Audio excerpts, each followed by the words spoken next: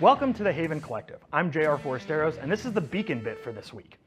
One of my all-time favorite episodes of television, and it's actually the episode that we took the name for this July series, Eye of the Beholder, from, is an old Twilight Zone episode. It's called Eye of the Beholder. The episode features a woman who has had reconstructive surgery on her face. And for almost the entire episode, the camera is on her and her bandaged face. And we just hear the doctors and the nurses talking behind the camera. We learn that she's been born with some kind of rare affliction that causes her to be born with these horrible defects in her face, and that she spent her whole life hideously ugly and rejected from society. And so this surgery is risky, but it was a last-ditch effort to hopefully make her fit to be seen in public. At the end of the episode, the time for her healing is finished. They remove the bandages from her face, and they all react in horror because, as you can see, she's still hideous. Nothing has worked. The surgery has left her face just as ugly as it was before. Of course, she's a beautiful blonde woman, and it's very confusing to us why anyone would describe her as ugly. But then the camera turns around and we see that everyone in this society has very different facial features than what we're used to. It's such a great classic Twilight Zone episode with that classic Twilight Zone twist that shows us that norms around things like beauty are socially constructed. There's no such thing as objective beauty. What we think is beautiful is what we're taught to think is beautiful. And that goes along with what we're talking about today in our Beacon gatherings, because I really want us to hang out on the idea that everything that we see is something that our brains create for us. Now, I know that we have this idea that reality is objective, that when we hold a fork in our hands, for instance, or when we get behind the wheel of a car, what we're experiencing is a reality that exists outside of us. And of course that's true. I'm not going to try to get all mystical and tell you that we create our reality. But what is also true is that our brains are blobs of meat that are encased inside a seamless shell, our skull, right? Our brains cannot perceive anything in the world. Our brains are perceiving things because of the electrical signals that are brought to it by our senses, by our optic nerves, by our ears, by our skin. And our brain is making meaning out of these millions and millions of electrical signals that we're getting all the time. And we don't have time in this to go down the rabbit hole of cognitive science, but I'm telling you, it is fascinating when you really get into exactly how the brain helps us navigate our reality. Now, again, there are some people that want to say, oh, so nothing's real. There's no objective reality. And that's not true, of course. Of course, there are things that are objectively real. Whether I see the table or not, I'm going to run into it if I try to walk into it, right? But there is a famous video. You may have seen it before, and if not, I apologize. I'm going to spoil it. But it's a bunch of guys tossing a basketball around. And usually before the video is played, the person showing the video to a room of people will say, hey, we want you to watch this video and we want you to count how many times the basketball is passed. And then it's these guys throwing the basketball around back and forth. The video ends, and then the presenter will say, okay, how many of you saw the gorilla? And usually more than half of the room will look around in confusion. What gorilla is he talking about? There will be usually a few people in the room that spotted it, but most people won't. Most people will be confused.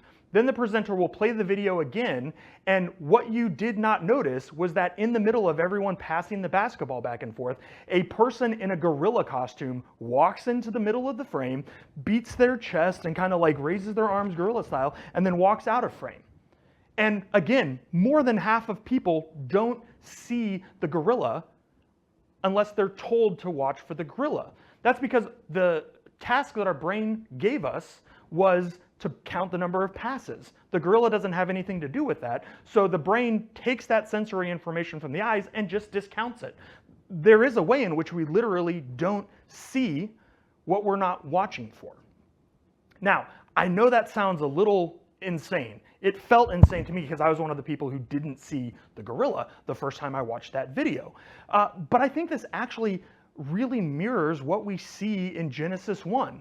Because what we see in Genesis 1 is a creation story where the entire world is made out of words.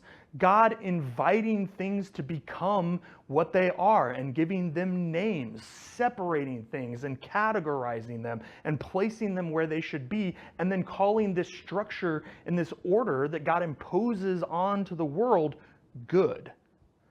So I think there's actually something really beautiful about the idea that our minds create meaning out of the world, that we use language to interpret what's happening around us. I think there's something deeply divine about that, something that reflects God's image in that. Of course, this can cause deep division if we're not careful, because we want to see what everyone else sees, and we just kind of assume that everyone sees what we do. So I want to show you a couple of quotes that I think really resonate with me about this idea. Aldous Huxley, he's the guy who wrote Brave New World, right? He said, experience is not what happens to you. It's what you do with what happens to you, right? All of us have experiences, and we all react to them differently. So we can't assume that just because two people experience the same thing, that means the same thing to them, because it's what we do with what happens to us. There's another author named Annis Nin who says, we do not see things as they are. We see things as we are, right? The way we see the world is actually the way we interpret the world. We all take the same reality that we're a part of, and we make different meanings out of that, based on who we are, what our experiences have been. That can be scary to think about, but I really think it's an invitation to relationship. So if we're going to be serious about getting to know another person, truly beholding them, beholding the image of God in them, we want to know, how do they make meaning out of what they experience? How is the meaning that they create out of the world different from the meaning that I create out of the world? And so I want to give you a couple of questions that we can use in these sacred conversations as we learn how to make meaning together. The first is pretty simple. How does this look to you, right? How does this situation look to you? Can you describe what this is like? Do you see the same situation I see, right? How close is our experience to one another? And then what experiences and beliefs cause you to see it your way? Right? Why is it that you see it that way? Now, these questions take an agreement from people entering into the sacred conversation that we understand that my experience is not objective truth, and neither is your experience objective truth. You've probably heard that there's three sides to every story, right? My side, your side, and the truth. But that really is germane here, right? In a sacred conversation, we are trying to find the truth that exists between us. Not trying to convince one another of our rightful truths. We're trying to understand one another. We're trying to behold the image of God that's in you, the way that you, in your own reflection of the divine, create meaning out of all of the things that are in the world. That is where real and genuine relationship can emerge from, because it's where we begin to come together to create meaning together, and that is the heartbeat of genuine and authentic community. I think the discussions in the Beacon this week are going to be pretty fun, because there's some really crazy concepts in this week's discussion. And so I look forward to participating in those with you. I hope you enjoy them as well. I hope you find them provocative and stimulating, and most of all, beautiful. I'll see you in your Beacon discussions. Until then, grace and peace be with you.